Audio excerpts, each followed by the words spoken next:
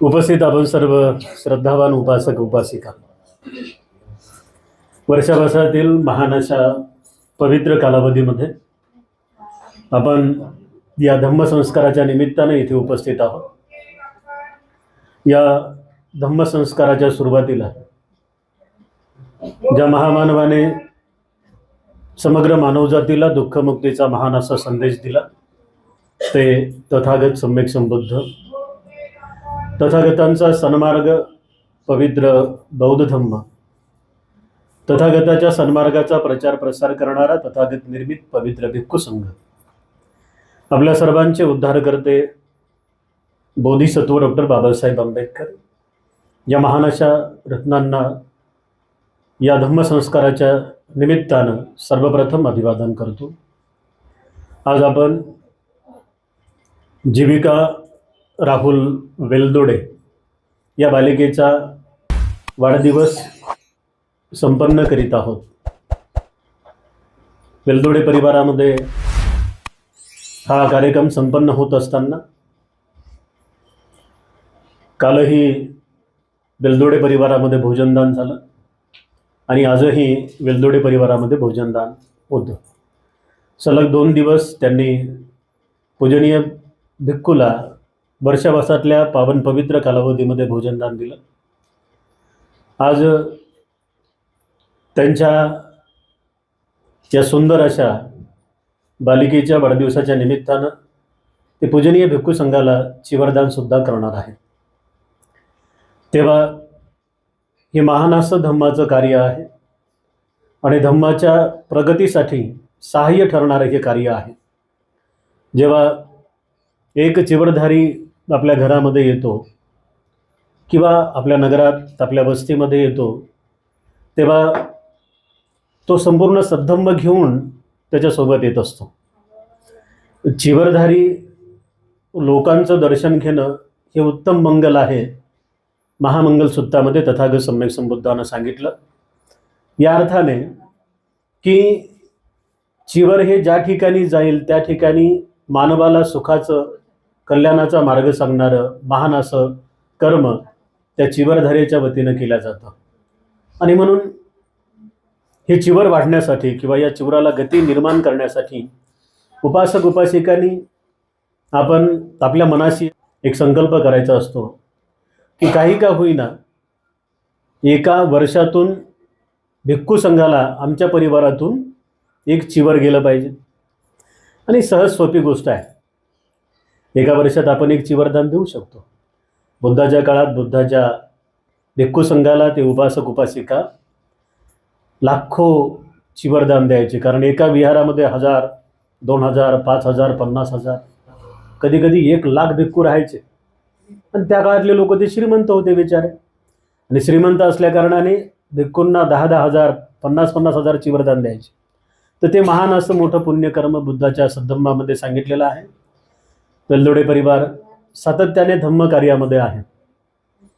त्यांच्या वतीनं ते संपूर्ण उपासिका रंजनाताई वेलदोडे, उत्तमराव वेलदोडे, राहुल, अम्रपालीताई, तादेश, रुद्र किंवा जीविका या साऱ्यांच्या माध्यमातून करण राहिला आहे. या साऱ्यांच्या माध्यमातून यांना त्या पद्धतीनं धम्मकार्य वारंवार होतं आहे.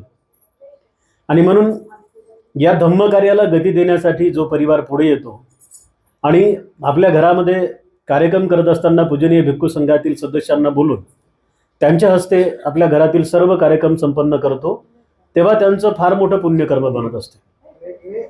एक लक्षात घ्या, तथागत सम्यक संबुद्धांनी 2600 वर्षापूर्वी सांगितलेलं आहे की सद्धम्म ऐकणं जेवढं कल्याणकारक आहे तेवढं कल्याणकारक दुसरी कोणतीच गोष्ट नाही आहे.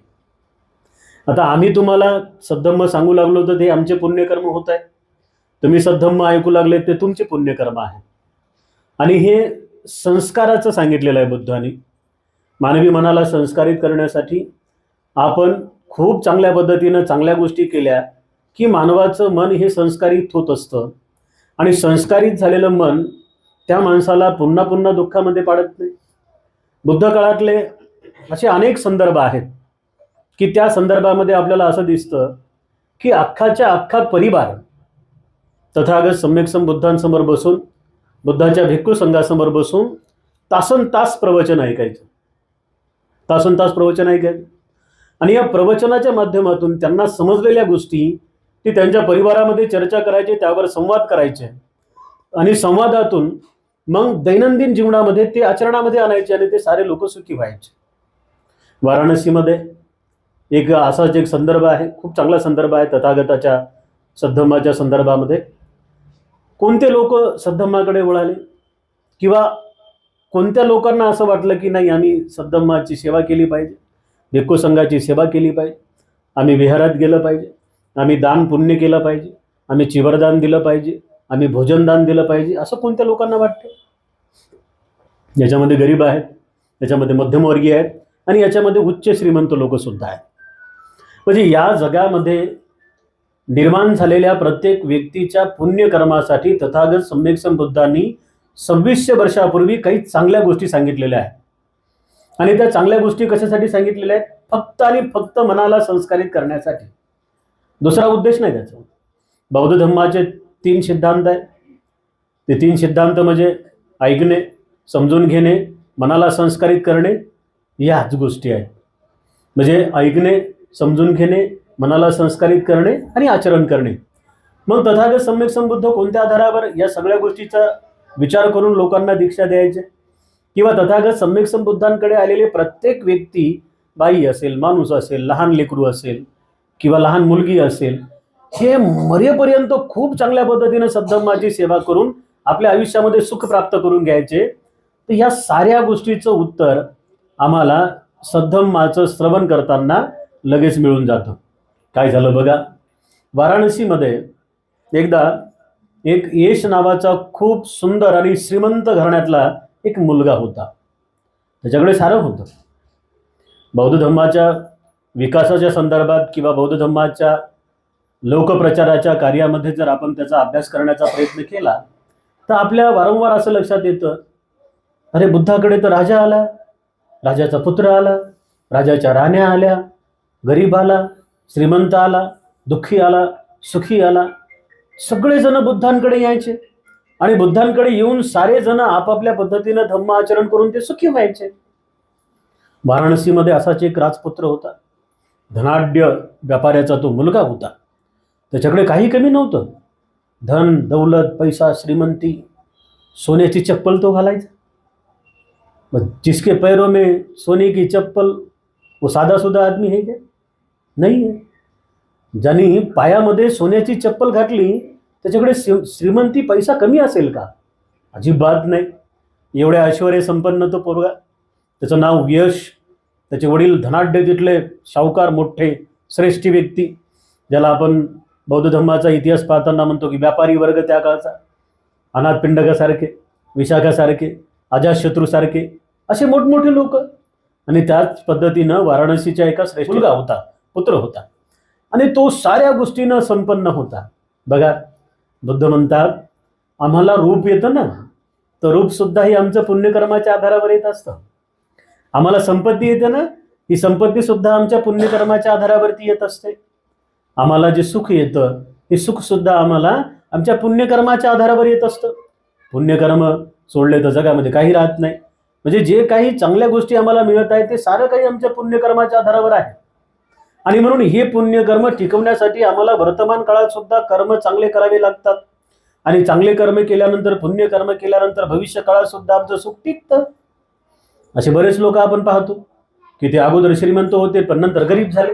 असे बरेच लोक आम्ही पाहतो की जे अगोदर गरीब होते पण चांगल्या कर्माने ते पुन्हा श्रीमंत झाले. तर हे कशाच्या आधारावर होतं? कोणीतरी तुम्हाला आणून दिलंय का? नाही, हे तुम्ही मिळवलेलं आहे, कष्टानं मिळवलेलं आहे. आणि त्या कष्टाच्या अंती येते त्यांना ते फळ मिळू लागले. मग हे सामर्थ्य कसं येते? हे धम्म आचरणातून सामर्थ्य येते, है ना. आणि म्हणून हे सामर्थ्य आपल्या सगळ्यांमध्ये येण्यासाठी तथागत सम्यक संबुद्धाच्या सद्धम्माचं आपण आचरण केलं पाहिजे. त्याचं पालन करून तो सद्धम्मा आमच्या जीवनामध्ये आणण्याचा प्रयत्न केला पाहिजे. जरी उद्देश इथे वाढदिवसाचा असला तरी वाढदिवस संपन्न करत असताना या लहान मुलापासून ते म्हाताऱ्या वयापर्यंत असलेल्या माणसाला सद्धम्म कसा समजला पाहिजे हा आमचा उद्देश असला पाहिजे. बरोबर आहे. कालपासनं वेलदोडे आईची मला वाटते स्मृती दिन होता त्याही वेळेस त्यांनी भोजनदान दिलं, कालचीच गोष्ट. खूप सुंदर असं भोजनदान आजचंही आहे. तर वारंवार आपण ज्या पद्धतीने हे पुण्यकर्म करत असतो तर ते पुण्यकर्माचा संचय आम्हाला सुखाकडे नेतं. सरळ साधी सोपी गोष्ट आहे ना. चांगले कर्म माणसाला सुख देतात, समाधान देतात, आरोग्य देतात. वाईट कर्म माणसाला दुःख देतात, अधोगती देतात. आमची निंदा नालस्ती होते वाईट कर्मामुळे. आता चांगल्या माणसाला कोणी चांगलंच म्हणते आणि वाईट माणसाला कोणी वाईटच म्हणते. खोटं बोलणाऱ्याला कोणाला म्हणलेलं आहे का तुम्ही पाहिलं का? नाही रे, तू सत्य हरिश्चंद्राची अवलाद आहेस, असं खोटं बोलणाऱ्या माणसाला कोणी म्हणते का? हा? आणि खोटं न बोलणाऱ्या माणसाला म्हणते का कोणी? नाही, तुलेच खोटारडा आहेस रे, नाही म्हणत. तर मग म्हणून या आधारावरती आम्हाला हे कर्म समजले पाहिजे, जे कर्म बुद्धाच्या काळामध्ये 7-7 वर्षाच्या मुला मुलींना समजायचे. बघा, म्हणजे संस्कारासाठी ह्या साऱ्या गोष्टी चालल्यात ना. त्या वाराणसीचा राजपुत्र या साऱ्या ऐश्वर आरामामध्ये होता, त्याच्याकडे साऱ्या गोष्टी होत्या आणि त्याच्याकडे ह्या साऱ्या गोष्टी असून सुद्धा तो सुखी नव्हता. बघा, इथं 2 गोष्टी अतिशय महत्वाच्या आहेत. प्रिय उपासक आणि उपासिकांनो, वर्षावासाचा महिना सुरू आहे. येणाऱ्या 5-6 दिवसामध्ये वर्षावासातली शेवटची पौर्णिमा आहे आणि ही शेवटची पौर्णिमा झाल्यानंतर काही काही लोकांना वाटते आता झालं, संपला वर्षावास. नाही ना, आता खरं सुरू झालं. म्हणजे 3 महिन्यामध्ये जे काही शिकलेले आहोत ते पुन्हा 1 वर्षापर्यंत त्याचं आचरण करायचं आहे, त्याला अनुभवायचं आहे, त्याला समजून घ्यायचं आहे. आता लय रिलॅक्स होतात काही काही आमचे लोक. आम्हाला फोन करतात, भंतेजी झाला एकदाचा वर्षावास आहे, सुरुवात आहे, ते काय संपत आहे का नाही? हे कंटिन्यू सुरू असलेलं आहे. वाचणं, लिहिणं, ऐकणं, समजून घेणं, आचरण करणं हे मरेपर्यंत आहे. तो राजपुत्र, श्रेष्ठीचा राजपुत्र, सोन्याची चप्पल घालणारा, त्याचं नाव यश. जे मागील ते त्याला मिळायचं ना. त्याच्या वडिलांनी त्यांना जे जे पाहिजे त्या साऱ्या गोष्टी पुरवल्या. तो तशाच पद्धतीनं तरुण झाला आणि ऐशोआरामामध्ये राहत असताना एके दिवशी त्याच्या मनात असा विचार आला की अरे कुछ नहीं है, ये सब कुछ नहीं है, ये तो सारा दुःख ही दुःख है, हमें इससे बाहर निकालना होगा, असं तो मनातल्या मनात म्हणाला. त्याने विचार केला स्वतःशी की सारे ऐश्वर्य लोळण घालते पायामध्ये, पायात सोन्याची चप्पल असणाऱ्या माणसाच्या मनात तसा विचार येणं फार मोठी गोष्ट आहे ना. आणि कधी येते? पुण्यकर्माच्या आधारावर येते, श्रद्धेच्या आधारावर येते. आणि श्रद्धा आणि पुण्यकर्म या 2 गोष्टीच्या साह्याने मनुष्य आपले सारे दुःखाचे बंधन तोडून टाकतो, आपल्या मनातील सारे विकार नष्ट करतो. विकाराने मनातले सारे बंधन तुटले की त्याला धम्माचा मार्ग मोकळा होतो. तो एका रात्री असा विचार करतो की हे सारं सोडून मला बाहेर जायचं आहे, राहायचं नाही याच्यामध्ये, रममान व्हायचं नाही मला याच्यामध्ये. यश. आणि मग सकाळी उठून तो असा विचार करतो आणि कोणाला न सांगता तो आपल्या घरातून निघून जातो. वाराणसी ते ऋषीपतन मृगदाय वन जेवढा प्रवास तो पायी पायी करतो, सारनाथमध्ये येतो. ही घटना आहे तथागत सम्यक संबुद्धांनी जेव्हा प्रथम प्रवचन दिलं, कौंडन्य बप्प महानाम अश्वजित भद्रिय, तर हे पहिलं प्रवचन दिल्यानंतरच्या रात्रीची गोष्ट आहे. बघा, दिवसा तथागत सम्यक संबुद्ध साऱ्या पंचवर्गीय भिक्खूंना प्रवचन देत आहेत आणि ही घडलेली घटना कधीची आहे? त्याच रात्रीची आहे. म्हणजे असा एक महागुरु या जगाला मिळाला होता की जो महागुरु संपूर्ण मानव जातीला दुःखातून मुक्त करणारा आहे. आणि तो दुःख मुक्तीचा पहिला उपदेश तथागत सम्यक संबुद्धांनी ऋषीपतन मृगदाय वनामध्ये सांगितलेला होता अगोदरच्या दिवशी. म्हणजे धम्माचं पहिलं प्रवचन तथागतांनी सांगितलं आणि त्याच रात्री ही घटना घडली. हा यश नावाचा मोठा धनाढ्य माणूस, तरुण, आपल्या वाराणसीतून तो बाहेर आला, आपल्या नगरातून, वाराणसी नगरातून बाहेर आला आणि पायी पायी पायी पायी सुखाच्या शोधात, दुःख नष्ट करायचे आहे, सुखाच्या शोधात चालला होता. त्या काळचे लोक हुशार होते, त्या काळचे लोक समजदार होते, त्या काळचे लोक ज्ञानी होते आणि सगळ्यात महत्त्वाचं म्हणजे त्या काळचे लोक हे शोध घेणारे होते. अडकून नाही पडायचे, शोध घेत राहायचे. नवीन मार्ग कुठं आहे, चांगला मार्ग कुठं आहे, भल्याचा मार्ग कुठं आहे, चांगला मार्ग कुठला आहे, कोणता मार्ग माणसाच्या मनाला सुखी बनवेल, समाधानी बनवेल, निरंतर त्या माणसाच्या मनाचं चिंतन योग्य प्रकारे करणारा मार्ग कोणता आहे हे शोधण्यासाठी तो निघाला. वाराणसी नगरातून ऋषीपतन मृगदाय वनापर्यंत आला. येता येता थकून गेला बिचारा. येता येता थकून गेला. थकल्यानंतर त्यांनी एका झाडाखाली विश्राम केला. थकलेला माणूस विश्राम करतो. त्याने झाडाखाली विश्राम केला आणि विश्राम केल्यानंतर सकाळी पुन्हा उठून चालू लागला. चालता चालता तो ऋषी पतन मृगदाय वनामध्ये आला. अद्भुत जागा आहे, विलक्षणीय जागा आहे, जिथे अगोदरच्या रात्री, अगोदरच्या दिवशी तथागत सम्यक संबुद्धांनी आपल्या धम्माचा पहिला उपदेश केला. त्या लहरी, त्या तरंग, त्या सम्यक संबुद्ध वचनांच्या द्वारे निर्माण झालेलं ते वातावरण कसं असेल याचे आपण विचार करू शकतो या गोष्टीचा. अशा वातावरणामध्ये तो शिरला जिथे तथागत सम्यक संबुद्ध विहार करत होते. विहार करणे म्हणजे वास्तव्याला होते. त्या पंचवर्गीय भिक्खूंना उपदेश दिल्यानंतर त्या ऋषी पतन मृगदाय वनामध्ये तो यश नावाचा ग्रस्त आला, तरुण आला आणि त्यांनी तथागत सम्यक संबुद्धांना पाहिलं. महागडे वस्त्र त्याच्या अंगावरती आहे, धनधान्य, श्रीमंती, पैसा, कुठल्याही गोष्टीची त्याला अजिबात कमी नाही आहे. तथागत सम्यक संबुद्धाला धरूनच पाहताना त्याच्या मनात विचार आला की आता मला गुरु मिळाला. बघा, या साऱ्या गोष्टीतून त्याला मुक्त व्हायचं होतं. आता मला गुरु मिळाला. आणि गुरु मिळाल्या म्हटल्याबरोबर त्याची मनाची अवस्था खूप चांगल्या पद्धतीची तयार झाली. तथागत सम्यक संबुद्ध यांनी सुद्धा त्याला बघितले. तथागत सम्यक संबुद्धाने त्याच्या मनाची भावना ओळखली. हा साधा सुद्धा नाही आहे, श्रीमंत आहे, पायामध्ये सोन्याची चप्पल आहे, सगळं ऐश्वर्य त्याच्या पायाखाली लोळण घालत आहे. आणि तरी याच्या मनामध्ये दुःख आहे. ज्याला दुःखातून बाहेर यायचं आहे, याला या साऱ्या शोकातून बाहेर यायचं आहे, याला या साऱ्या गोष्टीतून बाहेर यायचं आहे. तथागत सम्यक संबुद्ध म्हणाले, यश इकडे ये, यश इकडे ये. वाराणसीतून ज्या गोष्टीसाठी तू बाहेर पडला ना, त्या साऱ्या गोष्टी तुला इथं भेटणार आहे. यश इकडे ये. वाराणसीतून ज्या गोष्टीसाठी तू बाहेर पडलाय, तुझं घरदार त्यागून, त्या साऱ्या गोष्टी तुला इथे मी देतो.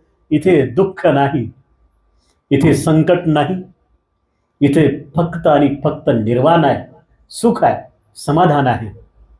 तर अशा त्या यशच्या कानावरती तथागत सम्यक संबुद्धाचे शब्द पडताच त्याने आपल्या पायातील सुवर्ण पादुका, पादुकामध्ये चप्पल, आपल्या पायातील सुवर्ण पादुका त्या त्यागल्या आणि तथागताचं वंदन केलं. तथागताने खूप चांगल्या पद्धतीने उपदेश दिला. उपदेश दिल्यानंतर त्यांनी असा विचार केला की आता मला पुन्हा परत जायचं नाही. एकदा माणसाला खूप चांगला मार्ग समजला की तो माणूस रिटर्न येत नाही ना, तो त्याच मार्गामध्ये पुढे पुढे जातो. आणि म्हणून तो मार्ग समजल्यानंतर तेव्हा त्यांनी यशनी पुन्हा तथागतांना विनंती केली की भगवान, याचना करतोय की मला आपल्या भिक्खू संघामध्ये घ्या. तेव्हा तथागत सम्यक संबुद्धांनी यही भिक्खवे म्हणून त्याला दीक्षा दिली, त्याची उपसंपदा झाली. कहाणी आणखी पुढे आहे, पण इथे समजून घेण्यासाठी फक्त एवढंच लक्षात ठेवा की आम्हाच्या मनाला संस्कारित करण्यासाठी आम्हाला वारंवार आणि निरंतर प्रयत्न करावे लागतात. एक मन आहे की संसारामध्ये उबगलेलं आहे, दुसरं मन आहे की संसारातले सारे सुख त्याला पाहिजे आहे, तिसरं मन आहे की संसारातले सारे सुख पाहिजे आहेत, मिळालेले पण आहेत, पण आता त्या सुखातून बाहेर यायचं आहे. एक मन असं आहे की त्याला सुखही नाही पाहिजे, दुःखही नाही पाहिजे. एक मन असं आहे की त्याला काहीच नाही पाहिजे, त्याला फक्त आता निवांत राहायचं आहे. एक मन असं आहे की ज्याला काहीच प्रयत्न करायचे नाहीत, न प्रयत्न करता त्याला सारं पाहिजे. मिळेल का? नाही मिळत. प्रयत्न केल्याशिवाय कोणाला काय मिळतं? इथे प्रयत्न केल्याशिवाय कोणालाच काय मिळत नाही. आता इकडे बघा, या यशचं मन कसं आहे, त्याच्याकडे संपत्ती आहे, धनधान्य आहे, साऱ्या गोष्टी आहेत, सोन्याची पायात चप्पल आहे, है ना, सोन्याची पायात चप्पल आहे. पण सोन्याची पायात चप्पल असताना सुद्धा त्याला मन त्याचं सोन्यासारखं करायचं आहे. आणि म्हणून त्या साऱ्या गोष्टी त्यांनी त्यागल्या. ते यासाठीच त्यागल्या की त्याला सुखी व्हायचं आहे, त्याला समाधानी व्हायचं आहे आणि त्याला आरोग्यदायी व्हायचं आहे. साऱ्यात महत्त्वाचं, धम्म माणसाच्या मनाला सुसंस्कारित करत असतो. आणि म्हणून या संस्काराची गरज कोणाला आहे? धम्माच्या संस्काराची गरज आम्हाला सुद्धा आहे. आम्ही जरी चिवरधारी असलो तरी आमच्या मनाला आम्हाला रोज संस्कारित करावं लागतं. तुम्हाला सुद्धा त्या संस्काराची गरज आहे.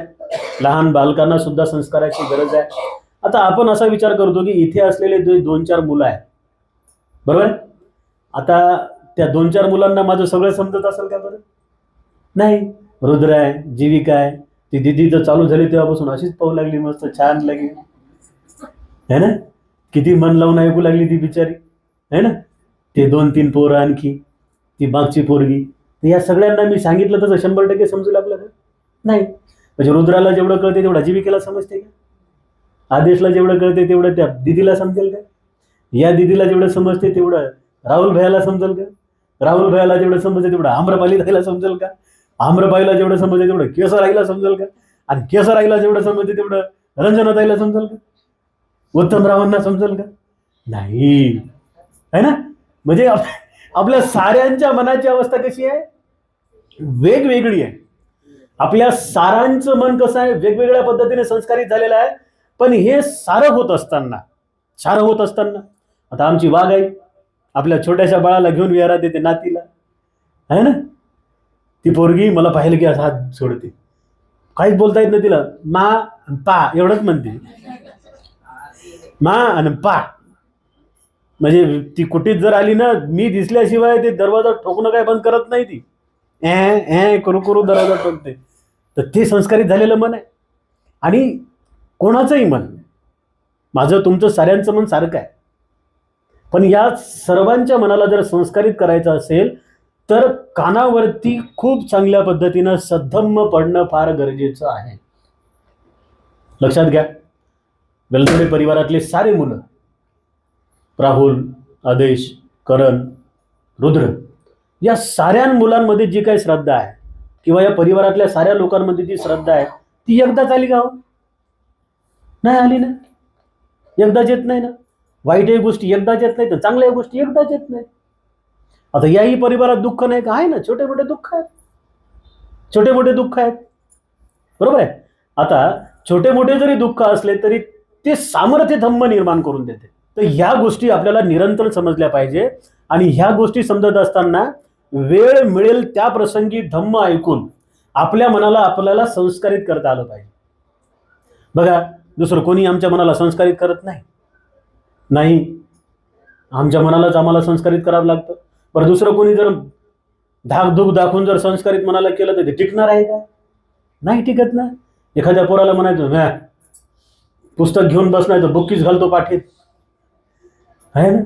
पुस्तक घेऊन बसलंय बी पोरग, पण मायन बाप गेल्यानंतर मग पोरग पबजी सुरू होते, टिंग टिंग, आहे ना. म्हणजे संस्कार हा टिकलेला पाहिजे, टिकणारा पाहिजे. आणि संस्कार टिकणारा कधी असतो? जेव्हा ते खरंच मनातून स्वीकारलेलं असतं. आणि म्हणून या माध्यमातून आपल्या सर्वांचं कल्याण होणार आहे, आपल्या सर्वांना सुख मिळणार आहे. मी हे प्रवचन यासाठी दिलं की प्रत्येक प्रवचन हे 100% सगळ्यांना समजेल असं नाहीये, आहे ना. ज्याच्या मनाच्या अवस्थेवरून ज्याला त्याला तशा पद्धतीने प्रवचन समजतात.